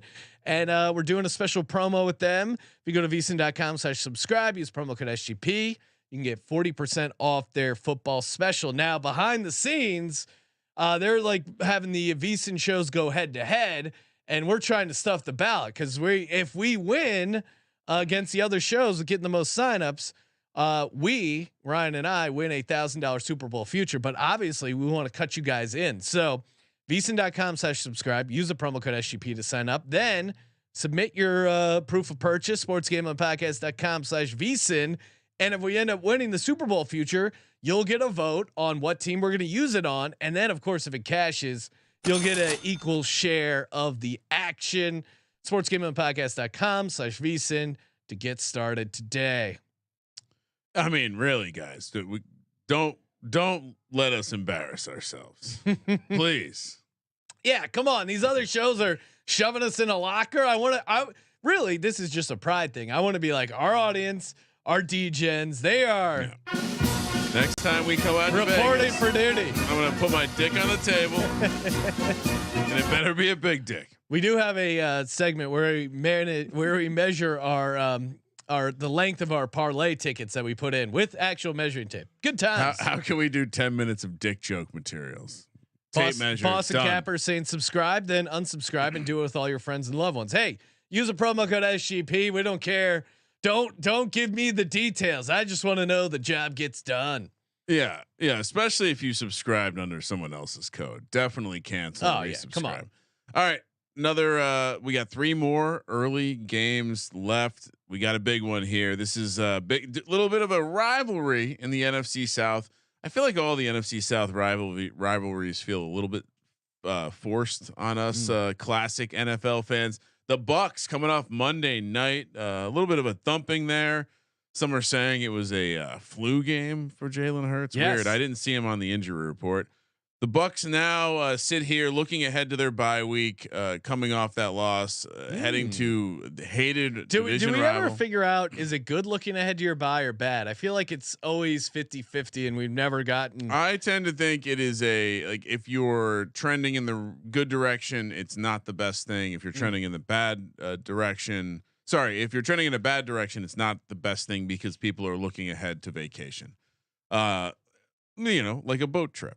Anyway, the Bucs head to New Orleans to take on the Saints, who are in a mega sandwich spot. Sean, they coming off a back-to-back road spot, heading into back-to-back road spot. Pretty unbelievable. And the look ahead was 3.5, and it came down to 3. I don't quite understand the movement here. Minus 165 on the money line, plus 140 for the Bucs. 40.5 is the total. Are they saying that Jameis Winston is a 0.5 point downgrade on Derek Carr? Because I have him as a 3-point upgrade. And if that's the case, I am getting massive value in the number. I have this as 6.5 in my power numbers.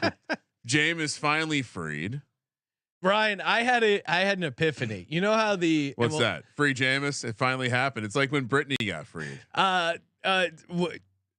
In the same way, and we'll talk about it more when we get to the Jets, but in the same way that the media always calls for Colin Kaepernick, gamblers always call for Jameis Winston. We've been calling for Jameis for forever, but then the reality hits and you're like, yeah, this is why he doesn't play that much, because Jameis is much like the media is addicted to clicks. Kaepernick is just a hot crack rock for clicks. So is Jameis. Like, betting on Jameis is some of the biggest thrills you can get as a gambler. So it makes sense. Instinctively, you're drawn to like, he could go anyway. It could be, he could win by 40. He could lose by 40. I want to be on that ride. I'm getting off the ride. I'm taking the Bucs here. +3. You're going on the Baker ride? That's an equally amazing ride. This is an all around ride.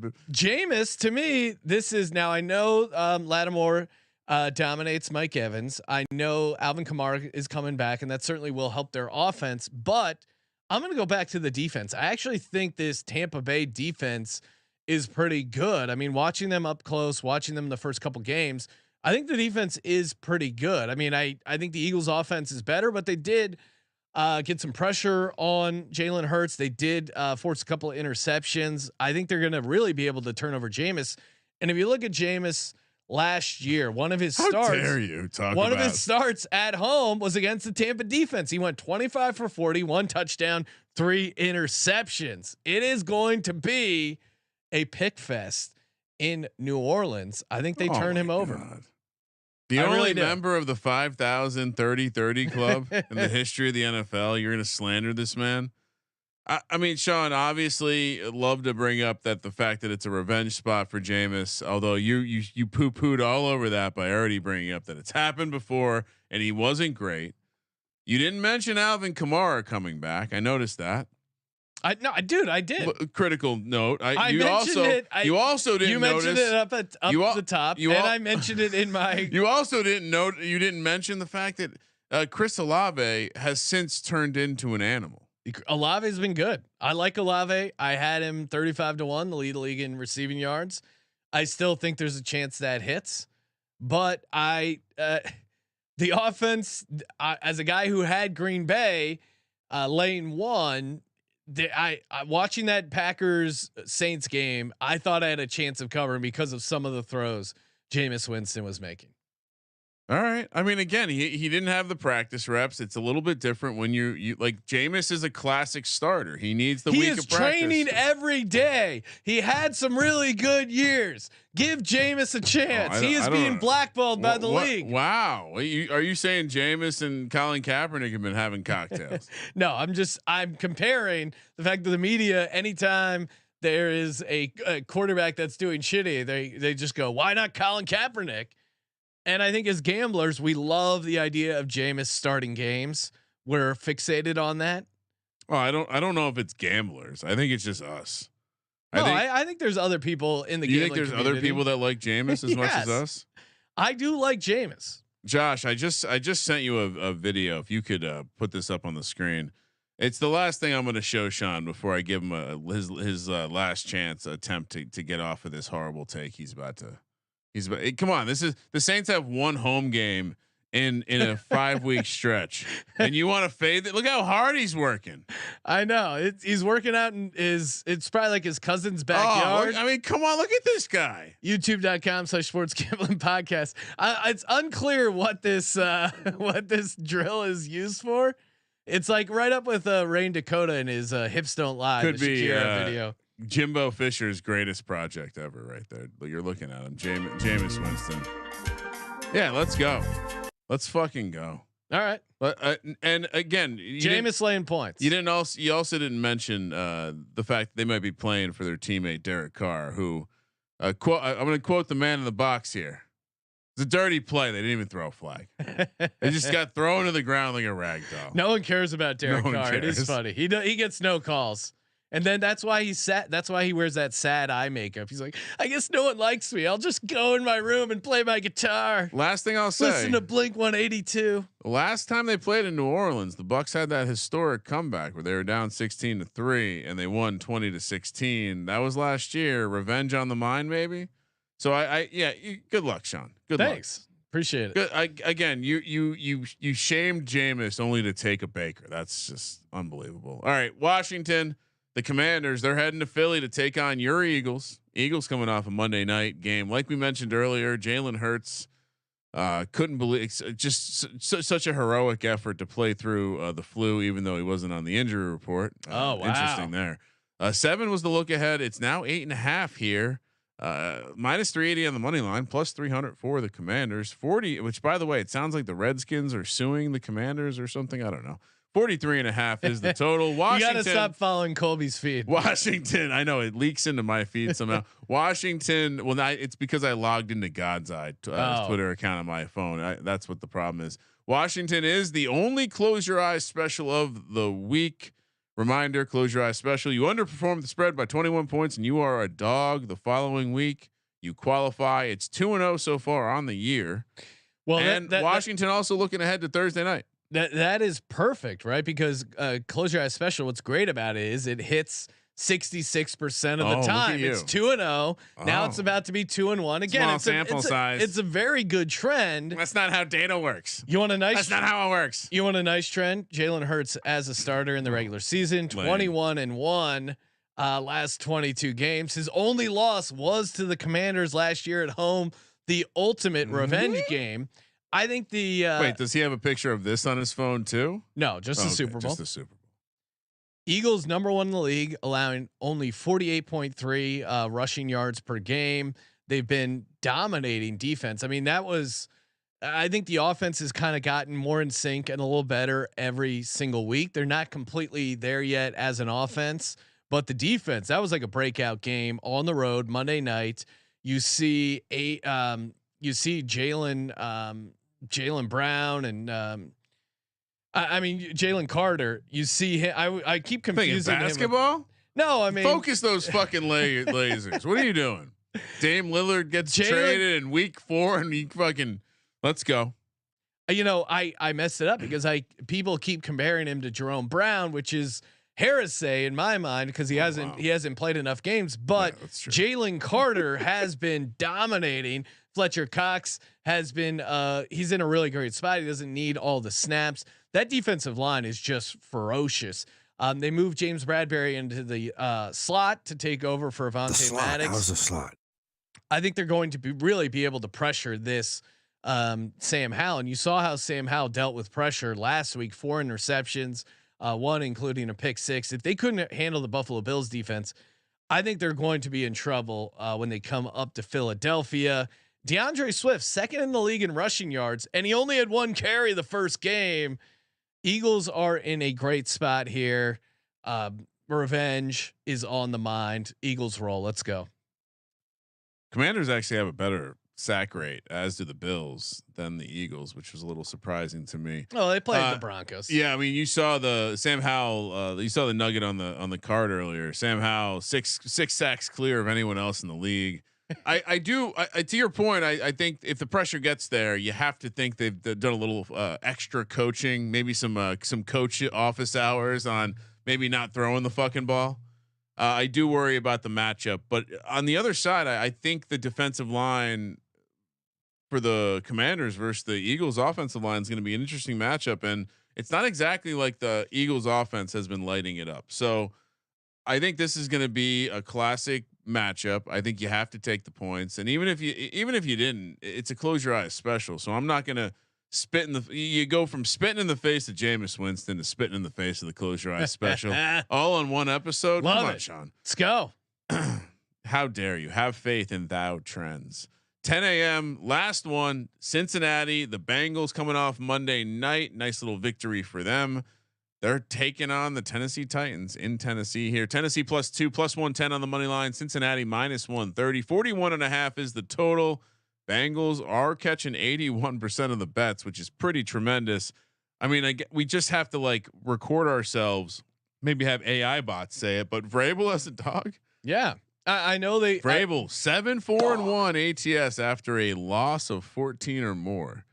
The fact that he's coached a team that has gotten their ass kicked that many times, impressed. No, but I mean, again, bounce back. Him as a dog. The fact that the way you beat this team is by launching the ball downfield, something which that Burrow Joe Burrow can't do right now. I mean, this. I know I'm just such a sucker for this Titans team, but I'm going to take them every time as a dog, and they're 2-1 ATS. That I was worried about them against that Browns defense. I should have been more worried. But this is the perfect spot for the Tennessee Titans. I think you can run on the Cincinnati Bengals. I think that was partially what the Rams messed up with their game plan. Like they should have been pounding the rock more with Kyron Williams. The Bengals were sitting back, letting easy stuff underneath, and they just played right into their hands.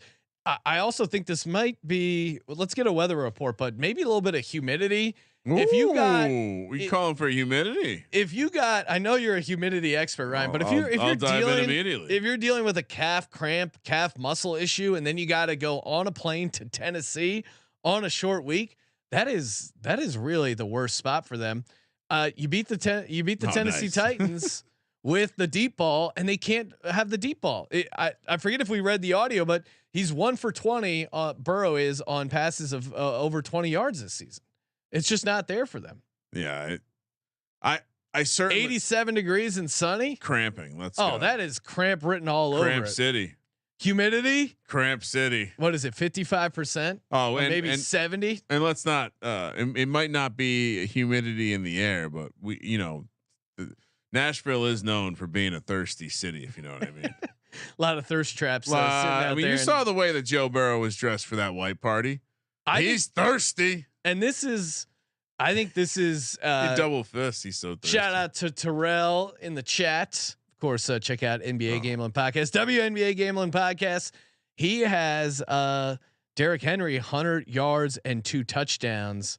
I think this is a good spot for them. Easy also. They basically typed it out at the same time. Revenge spot for the Titans as well, who've kind of gotten pushed around by the Bengals at times. This is, I don't know. This is just leading up to a great spot for the Titans. I'm trying to be impartial by looking at the Titans, but this is just so tough for the Bengals. Like if they had sat Burrow and then he was playing this week, I think it's a completely different handicap. But they played him. He had a ton of pass attempts. I just don't think that was long term the best. We'll see. But yeah, I'm on the Titans, of course. Yeah, right. They're your squad. Bengals are a bottom 10 unit. 49 pass attempts Monday night. He was 26 of 49 for 259. I mean, that is his yards per attempt this season, 4.24. Like he's just not right. And maybe he'll get right, but on a short week on the road after that, it's crazy. The adjusted line yards. I think they're going to have a hard time slowing down the Tennessee running attack. It could be the best we see them all year. And generally when that happens, we're going to see Tannehill looking better, which it then creates this confusion of like, oh wow, maybe they're not that bad. And to the other side, you know what Tennessee does a little bit better than the Rams? Get after the quarterback. I mean, they have a sack rate that looks a little bit more like the Browns, and we saw what Burrow looked like against. And they did pressure Deshaun. It was just he had a couple deep shots that he hit. I just don't think. Well, he was able to get loose a little bit. Yeah, that's true too. Again, he extended plays. Yeah, which Burrow doesn't have that. We're gonna see Burrow have some of those Tannehill. We'll call him just a Tannehill sack, where it's just like the full flop, full Peyton Manning flop, lawn chair folding. All right, God, we're on Tennessee. We're so predictable with some of these teams. Next up, and we're in the afternoon window now. The Vegas Raiders are taking on the Los Angeles Chargers in Los Angeles. This is not a home game for the Chargers. This is so funny. This is not a home game for the Chargers. This is so funny because the Raiders go from being at home where they're not at home because there's more Steelers fans to going on the road where they're actually at home. 100% Chargers here laying 5 minus 220 on the money line. Raiders plus 180. 48 is the total. System play. We picked this game back on the Raiders preview and the Chargers preview. There is no 0% Raiders. And I know that we have Josh McDaniels had 3 closed door meetings with Mark Davis in 2022. Have not heard any reports of that happening yet in 2023, in spite of the, I don't know, we'll call it a high variance output from his team. I actually think the Raiders, all things considered, okay. Like, are they any worse than they're in my eyes? They're better than I thought they were, even at sitting at 1-2. Yeah, I thought they were going to be pretty bad, and they're not that bad. Didn't think there's no way I ever thought this number was going to be 5 points. Well, we haven't gotten to the quarterback stuff. It does seem like Jimmy G is. Do you think Jimmy G plays? It's weird. This line is sitting at 5, but I mean, Jimmy G's in the concussion protocol. It was one of those things where he stayed in the game the entire time. So how bad was the concussion? But now they do seem to be stricter on the concussion protocol, where I don't think he plays. Aiden O'Connell, exciting rookie, even though he will be turning 26 on Sunday. But it's by all accounts, Brian Hoyer is the guy that is going. I really don't want any part of Brian Hoyer, but you can't trust this Chargers team laying any sort of amount of points. You just cannot. Josh Jacobs is going to eat against this defense. I think, yeah. And they lost Mike Williams. Quietly, that's a bad spot for them not having Mike Williams. I think a couple things. I think everyone, fantasy talk for a second, but I think everyone is, in the high stakes stuff, everyone's running to smash Josh Palmer if he's available. I wonder if Josh Palmer is going to just continue doing what he was doing with Mike Williams out there, and if it's going to be Quentin Johnston who steps in and has to be the guy in the slot. Obviously, he's a rookie. How's the slot? That's going to affect, and also Austin Eckler. They have a bye that coming up. Why would they run Austin Eckler out there this week if he's not 100%? He's kind of practicing, but he matters so much to their team. I think I said it the first week he missed. It's hard to bet on the Chargers if Austin Eckler is not going to play. Last week we got fortunate and on the road in Minnesota. Even Brian Hoyer can throw the ball to Devontae Adams, and right? Jacoby Myers. I mean, we saw who's the guy? Who's the kid in Denver now? Stidham. We saw Stidham walk good. in and not miss a beat and was throwing a ton of balls to Devontae Adams. The Chargers defense is horrible. J.C. Jackson, we mentioned it on the recap show, but they spent a bunch of money on him. He was a healthy scratch because of what sounds like warrants or something. I don't know, some off the field situation. He violated some sort of situation that caused him to have a warrant for his arrest. So hopefully Dog the Bounty Hunter isn't going after him. Oh, he's in trouble. How great would that be if Dog the Bounty Hunter showed up in a game? And NFL Bounty Hunter. Your days of smoking ice are done. You're disgracing this island. Hey, we're in Southern Los Angeles. Hey, where's my wife with giant tits who looks very odd? I'm Dog the Bounty Hunter. Give me my earring. JC, you're coming with me. He's probably a big. The voice kind of went Griff, the crime dog. I bet you Frank Reich's hung out with Dog. They both love the Lord. Could be one of Frank's guys. A couple other things about the Raiders, real quick. Typically, I'd be using these to highlight the Justin Herbert 9 of 15 ATS is a favorite of 3 or more. Yeah, so typically I would be using this to highlight how maybe the Raiders aren't in the best hands with Mr. Josh McDaniels, who sits pretty low down on the all-time Raiders coach list. Raiders. But I figured I'd take even a step further and say that since this is per Opta stats, since the 2-point conversion was adopted in 1994, which by the way, does that make you feel old or what? Because I remember pre 2-point conversion. Wait, what year is 94, it? Which my memory, it was way later. I was going to guess 2005. Yeah, I know. The Raiders are the only NFL team to attempt a field goal in the last 3 minutes of the fourth quarter when down exactly 8 points with less than 5 yards to go for a first down. A lot of qualifiers. Point is, the computer's never seen this level of cowardly play. That being said, Sean, they're facing Brandon Staley, so that's a complete wash for me. It's one of the few games where McDaniel's not a disadvantage.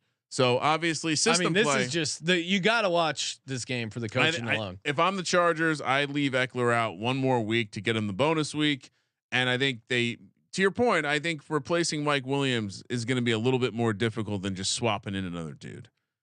All right.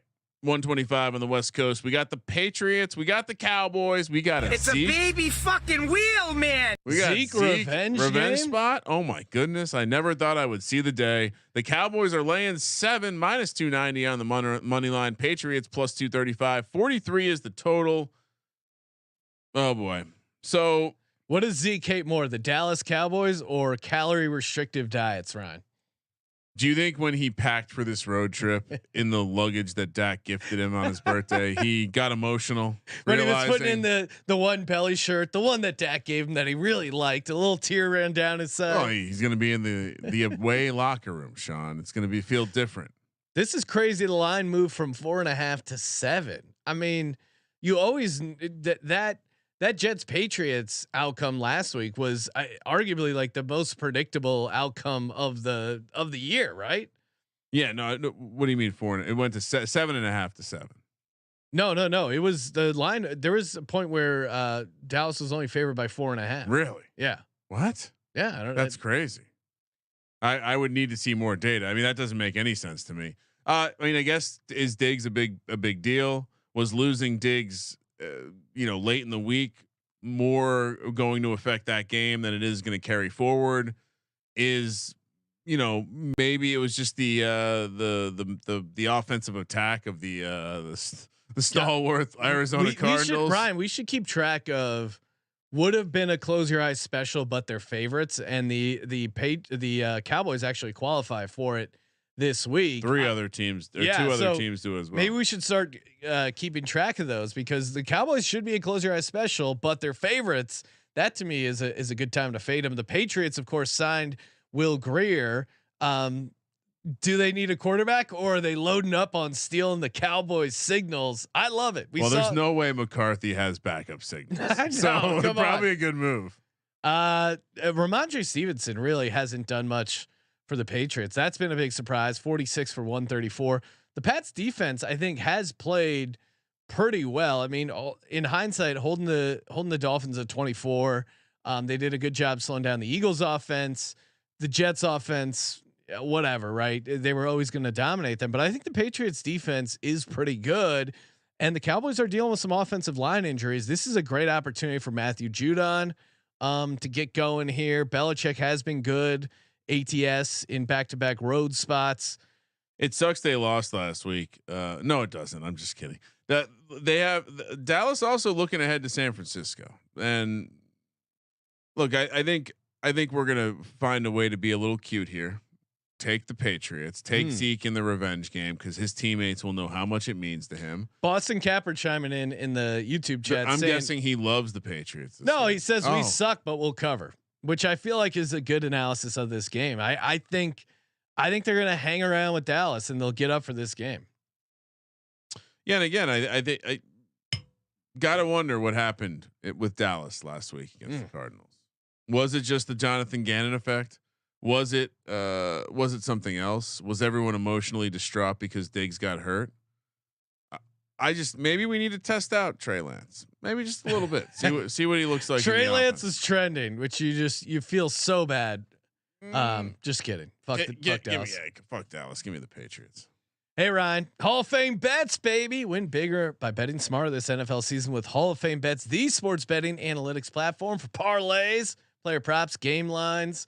Man, I've been using this a ton. Great thing about having them as a sponsor, they gave us a free account. I've been using this all the time. If saw Seffi Smalls in the YouTube chat firing off some interception props she likes. It's so easy to just look at like, hey, how many interceptions have they thrown? What games? What are the percentage? What is the EV? And okay, if I tie this here, it's great because you can like, hey, put the parlay you want to play in your sports book and then put it in Hall of Fame bets and see, okay, according to Hall of Fame bets, what's already happened, yada yada. This is what the expected value would be. This is what we're getting, and you can find some nice little value plays there. Stop betting in the dark and join over 30,000 users researching with Hall of Fame bets to craft more intelligent, data-driven parlays. Download the Hall of Fame bets app or visit HOFBets.com. Use code SGPN to get 50% off your first month today. Start researching, start winning with Hall of Fame bets. Chat lit. Nick Fortune pointing out that Trey Lance is going to get some game time during the Niners next week. Ooh, maybe they make him a captain too. Run him out there. Get to Mad Dog Brock Purdy face to face. All right. Speaking of those Niners, Sean, last of the afternoon Niners, slate. dude. Niners. The Cardinals coming off that big win against the Cowboys. They take to the road, head to the Bay, where the Niners coming off Thursday night. So a little mini bye here and looking ahead to the Dallas Cowboys, which I do think that matters in those franchise circles. I do think they would look past a team like the Cardinals. This one is 14 2-hole touchdowns in the National Football League, -950 for the Niners. Arizona +625. 44 is the total. I mean, the schedule makers really helped Gannon out because you look at some of the teams he's played. The first three were essentially former division opponents that he had seen a bunch, and then the 49ers, who the Eagles dominated in the NFC Championship game and almost ended Brock Purdy's life. This is interesting for me. How do you not look at that though and say, well, I mean, at minimum, he understood what was working against Shanahan, which not many coaches have had that kind of success. Well, we didn't have a quarterback. Well, up until that point, it wasn't look like they were doing a ton. So, I wish. I don't wish Arizona didn't beat the Cowboys. I want them to beat the Cowboys, but it does suck that they just got to win. Yeah, like if the Cardinals weren't coming off a win going on the road, I could talk myself into them. We're also, I'm guessing, are going to put the 49ers in our survivor, so I'll already be kind of rooting for the 49ers, as gross as that is. So don't be a donkey. The spread is different than the money line. I'll take the 49ers because I do think this is a letdown spot for the Cardinals, a little wake up call. For their lack of talent. I like Josh Dobbs. I think he's been doing a good job. There, of course, was the viral video of Josh Dobbs not being able to find his own jersey at the Cardinals store, which was pretty funny. That's messed up. They've updated. Apparently, Josh Dobbs has gotten his jersey figured out. But fucking guy's gonna be in space one day. Yeah. And we can't get his fucking jersey in the store. Oh, we got it here. YouTube.com/sportsgambling podcast. I mean, do we got any audio? I don't know. Audio. Well, hello. Maybe not. No audio. All right. Well, we don't have to watch it, but he tried to order the jersey. It wasn't there. He even went to he had to go custom. I mean, that's yeah, he did go to customize NFL players on the roster. Christian McCaffrey, they're 12-4 ATS with Christian McCaffrey. So he's a little, he's an interesting looking guy, but he will be in space. Not we good assume that. Well, I'm going to go 49ers -14. It's gross. You just talked about how Gannon knows how to defend this team. I mean, which game has he come out and not looked like he's had a good plan? That's true, especially on the defensive side. They literally did dump the Gatorade on him. And what can you take from Purdy, even in a game that they won against the Giants? His arm. He left some balls out there that could be had. So how can you lay the points, Sean? How can you lay the points? Dobbs not dead. I mean, like this team looks so good. Kyler's talking about coming back early. I think producer Josh was sharing with me that Justin Jefferson had some sort of post on his Instagram about how good the Cardinals were going to be when Kyler gets back, which makes you other sorts of questions loading there. But yeah, I got to take the points here, Sean. This isn't my first season betting fucking NFL games. You're coming on here. You're laying all these big chalk. You're making us look like we're new here. I'm happy with how I'm doing. Well, I'm just saying this spot. You know better. There's a 625 money line looking you right in the face, and you're looking the other way just because they just had a win. Oh, so you don't want to take him in Survivor? No. Oh, okay. I'm just saying that's a beautiful hedge. All right. And I would be willing to talk out of the Survivor pick as well. We can talk. Oh wow, not me. I think we're doing good. Okay. So divisional game, you're fine with. Yeah. Even though we discussed that, we didn't love divisional spots. Yep. Okay. Sunday Night Football. Are you trying to jinx our own Survivor? It's a weird strategy. No, we have to talk about it. What is the segment for Survivor going to be? Hey guys, we already talked about it. Go listen to that episode. Sunday Night Football. Chiefs heading to New York to take on the Jets. We got double New York primetime games this week. Delightful. Chiefs getting 91% of the bets here, laying 9.5, -410 on the money line. Jets +320, 41.5 is the total. Seems like things aren't going well for Mr. Salah and the Jets. He's lost the locker room. Trevor Siemian has shown up to save the day. That's not something I ever thought I would ever hear in my entire existence. The Jets kind of, I mean, how do they not trade for Kirk Cousins, Sean? They fucked up. They got the wrong quarterback. I mean, I have any team that Colin Kaepernick reaches out to with his resume saying he wants to be a part of the team, you gotta fade him. I know it's super lame to take Kansas City -9.5 as a road favorite, but I would say what's different about this Kansas City team than previous teams where you were hesitant to take them laying big numbers, and they were traditionally not good as like favorites of more than 7, is their defense has just been very, very good, especially by Chiefs standards, 9th in defensive DVOA. creating turnovers, shutting teams down. They did a good job on the Jags. They destroyed the Bears. I think this Chiefs defense is really the story of the team.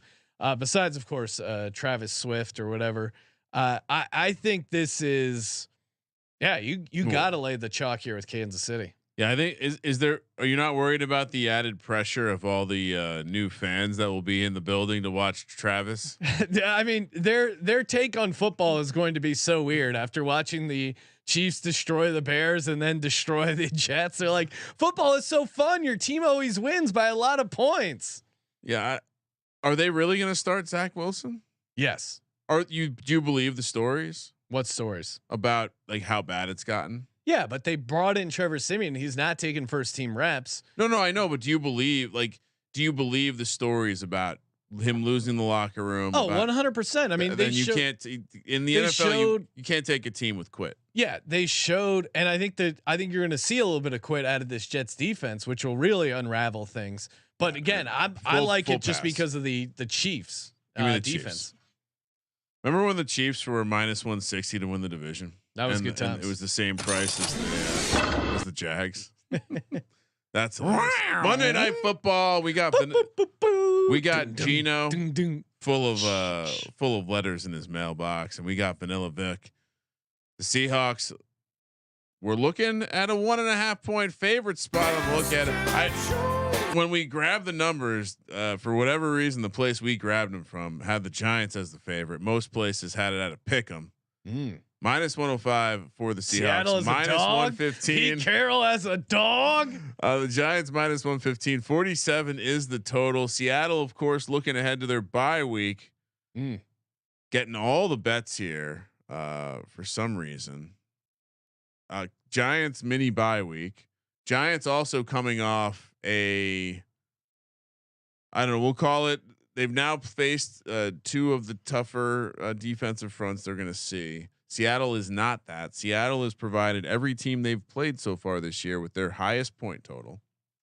Yeah, I mean, you guys get Andrew Thomas back. It's looking like I'm predicting Saquon Barkley out, and Seattle not that tough of a defense, but the Giants defense is actually, you look at DVOA, 31st in the league. I mean, they've been really bad on defense. Be careful using DVOA before 4 or 5 weeks. Just okay. So but what would your take be on the defense? Oh, they have problems. Okay. Yeah, they have problems. And I think the Seattle, a lot of thinking. My deep dark theory. Has the scheme changed at all? Well, again, I called this out and I was correct before the San Francisco game. I said it seemed like they were sandbagging in Arizona. And then what happened? They went from not blitzing at all against Arizona to blitzing almost every down. 85% blitz against San Francisco, the highest blitz rate in the history of next gen stats. So obviously, I don't know what was going. I don't know what the pull and the push and pull is, but I do think that whatever was going on, maybe they were trying to protect their rookie cornerbacks that they're out there starting. But I do think that they got more aggressive. And when they got aggressive in that game, they plays were right. They didn't always execute, and it sometimes came down to one guy making some fucking poor effort out there. Not going to name any names, but I don't see Seattle as the same kind of monster as San Francisco at home.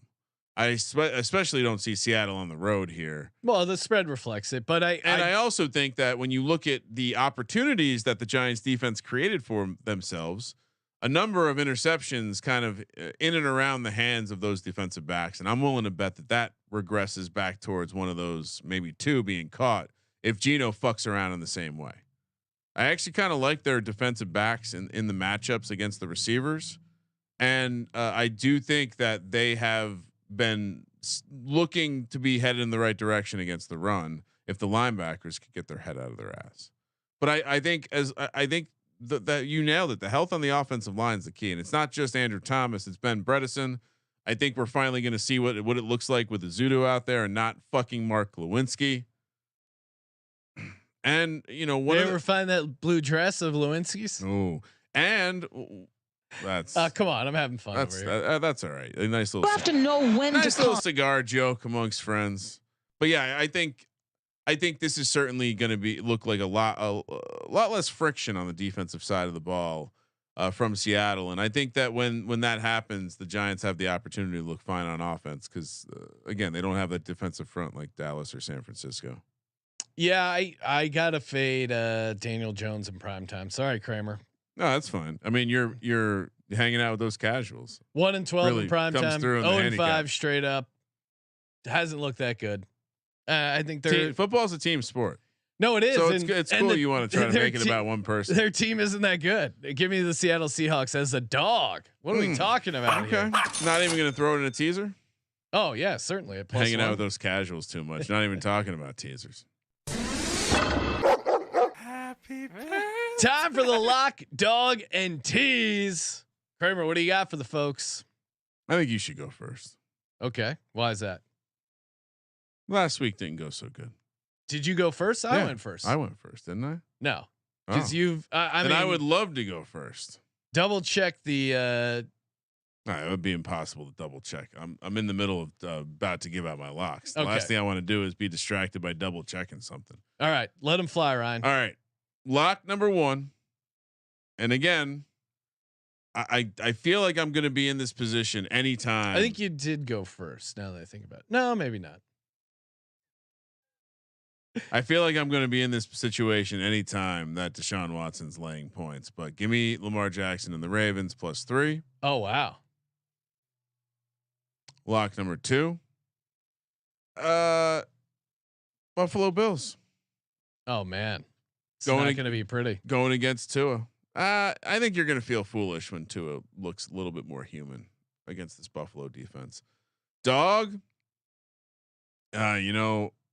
I think this is the appropriate time to officially fade a Charger, and give me the Raiders +180. Raiders. I love the number being 5 also, like they're clearly not sure it. And by the way, Sean, I never got around to responding to your question. I do think Jimmy G has a chance to clear the protocol. So if that matters to you, some say that there's not a huge difference between Brian Hoyer and Jimmy G. Yeah. I don't know why Aiden O'Connell's not involved in this decision. He looked so electric in the preseason. All right, let's tease it up. Tease leg number 1. This is not like super plus EV tease strategy, but give me the Chiefs -3.5. You know what? When You're playing the Jets, that's a plus. When I saw the Chiefs Jets matchup, it reminded me of a matchup a couple years back where the Chiefs were laying 10 and the Jets won outright on the money line, I believe. Tease leg number 2. It's really, really difficult for me to not don't understand how the Rams getting to 7 is going to be a problem. Leg number 3. Give me the Titans up to 8. Could be the last time I get in bed with them. Long Cox. What do you got, Sean? Oh man, so much I like here. Unfortunately, it's some of the stuff I like is going against yours, Ryan. Really? Yeah. I really like Cleveland. Really? Yeah. Deshaun Watson. Yeah. Oh my God. No, it's like someone else is taking over your brain. No, I mean I Jameis. adjust my takes as the season goes along. We'll start with the Steelers -3 though. I know it's System them. play. Is TJ Watt playing? Yes, then we should be taking. In fairness, I feel like the TJ Watt trend is more of a if he's out they automatically lose more than if he's there they automatically win. But I'm with you. He makes them a much better team. Yeah. Also like the Steelers. Getting some line value on that look ahead too. I do like the Patriots +7. Now I'm trying to think if some of that is my Eagles bias blinding me, but it feels like they can ugly up that game and keep it close. No, you're generally your bias avoids your handicap. You think so? Yeah, it's all objective stuff. I also like you liking Deshaun Watson out of the blue.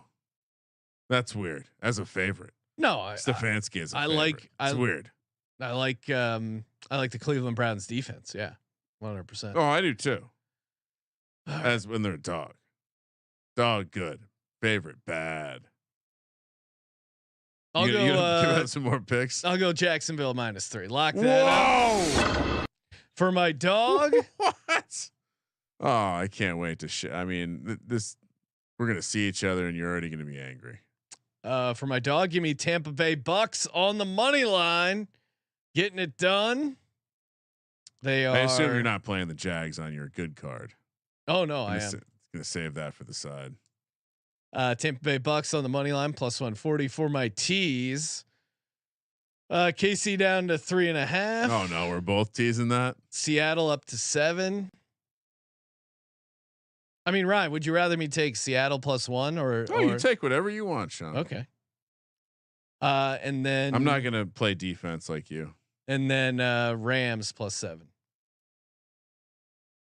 So yeah, Steelers -3, Tampa Bay on the money line, Chiefs, Seattle Rams and the tease, Jags -3. And Kramer, what do you got for our Circus Survivor? I mean, again, we decided we would take San Francisco this week. Yeah, we got to. I mean, what else is even in consideration? If we go down with as a 14-point favorite, I think wasn't meant to be. I mean, this is a good spot for them. I think Brock Purdy's healthy. I think they probably can win with Sam Darnold. Okay, so what other teams are in consideration? No, I'm agreeing with you. I mean, we Eagles, don't want to burn Philly. Yeah, we don't want to burn Kansas City. We could play the Browns. We have Kansas City penciled in for week 6. So I don't know. I'm with you. I'm good to stay here. I'm good to hold. We would be losing them for a potential Thanksgiving night game. Who are they playing Thanksgiving? Seattle. Yeah. Let's stick with the 49ers. And also Arizona's coming off a win. It feels like a good. Oh no, I'm sorry. It's at Seattle. So that's less worried about that. All right.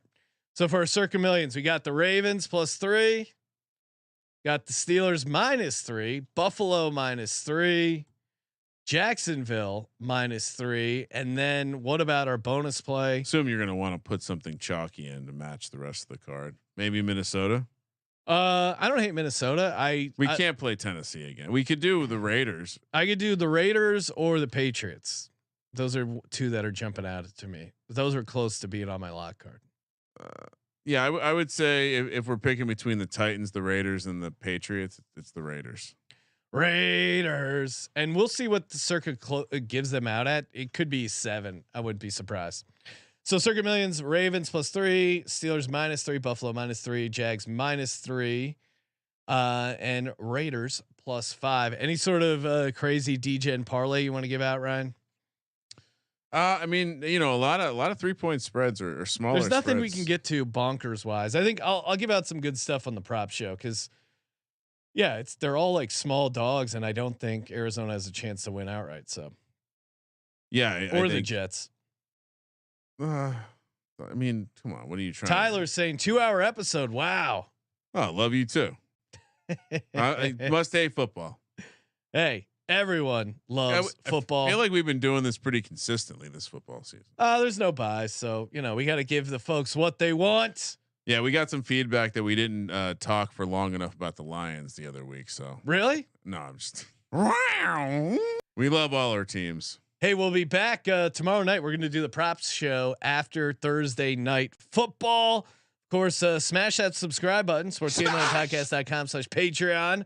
Get in, do your part. The war against corporate gambling. Obviously, appreciate all the patrons. You get access to the picks page, so you get all the plays there in one convenient place. The weekly Patreon pick'em, again, giving the DGen University prize pack away. Of course, tune in Friday night VSiN and VSiN.com/subscribe. Use our promo code SGP and get in on the Super Bowl share as well. Thank you for participating in the Sports Gambling Podcast. For the Sports Gambling Podcast, I'm Sean, stacking the money green. He's Ryan. Least confident week of the year so far, Sean. Kramer, let it ride.